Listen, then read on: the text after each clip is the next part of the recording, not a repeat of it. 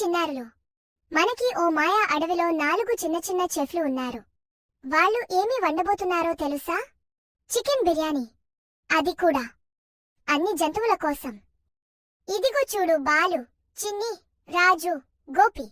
ఈ 4 చిన్న చెఫ్లు ఎప్పుడూ సరదాగా రుచికరమైన వంటలు చేస్తుంటారు. ఒకరోజు ఉదయం పక్షులు మధురంగా పాడుతుండగా, పూలు మైమరిపించేవిగా పూస్తుండగా రాజు సంతోషంగా అన్నాడు, అన్ని జంతువులకు చికెన్ బిర్యానీ వండుదాం. వాళ్ళు తమ చిన్న చిన్న వంట పనిముట్లను తీసుకుని అడవిలోని పదార్థాలను సేకరించడానికి తమ చిన్న కార్టుల మీద ప్రయాణానికి బయలుదేరారు. మొదట చిన్ని ఒక బసిల్ మొక్క దగ్గర ఆగింది. ఆమె తాజా తులసి, కొత్తిమీర, బే లీవ్స్ తీసుకుంది. చిన్ని ఆనందంగా చెప్పింది, ఇవే బిర్యానీకి మంచి వాసన తెచ్చే పదార్థాలు. రాజు ఒక చిన్న తేనెటీగను చూశాడు. అది తేనె పంటల దగ్గర ఉంది. రాజు దానిని అడిగాడు. ఆ తేనెటీగ అతన్ని బాస్మతి బియ్యాన్ని తీసుకునే చెట్టు దగ్గరకు తీసుకెళ్ళింది. ఆ బియ్యపు గింజలు పెల్స్లా మెరుస్తూ ఉన్నాయి. గోపి అడవిలోని ఒక కోడితో ముచ్చటించాడు. ఆ కోడి కొంత చికెన్ ఇచ్చింది. గోపి కోడికి బహుమతిగా ఒక మాయా ఈక ఇచ్చాడు. బాలు ఒక తెలివైన సీతాకోకచిలుకను చూశాడు. ఆమె దగ్గరికి వెళ్లి కేసర తంతులు అడిగాడు. ఆమె ఓ షరతు పెట్టింది, ఒక గింజ తినాలి.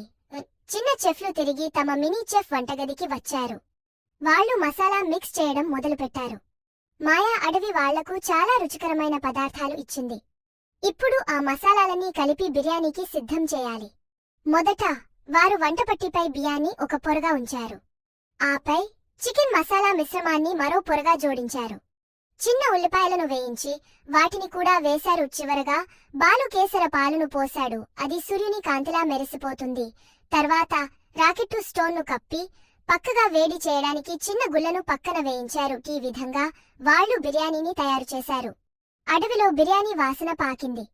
అందరూ వాలిపోయారు. వారు అందరికీ బిర్యానీ గులాబీ పత్రాలతో వడ్డించారు. మొదటి ముక్క తినగానే వారందరూ ముఖాలతో చిరునవ్వులు పెరిగాయి. వా అన్నాడు ఏనుగు, రుచికరంగా ఉంది. అన్నది పులి, గుర్తుండిపోయే బిర్యానీ ఇది. అన్నది కోతి. రాత్రి అందరూ నవ్వుతూ పొట్టలు నిండుకొని నిద్రపోయారు. చిన్ని నవ్వుతూ అన్నది, తర్వాత తండూరి చికెన్ ట్రై చేద్దామా? చూసినందుకు ధన్యవాదాలు చిన్నారులు. ఇంకా ఇలాంటి కథలు కోసం లైక్ చేయండి, షేర్ చేయండి, సబ్స్క్రైబ్ చేయండి. తర్వాతి వంట మాయలో కలుద్దాం.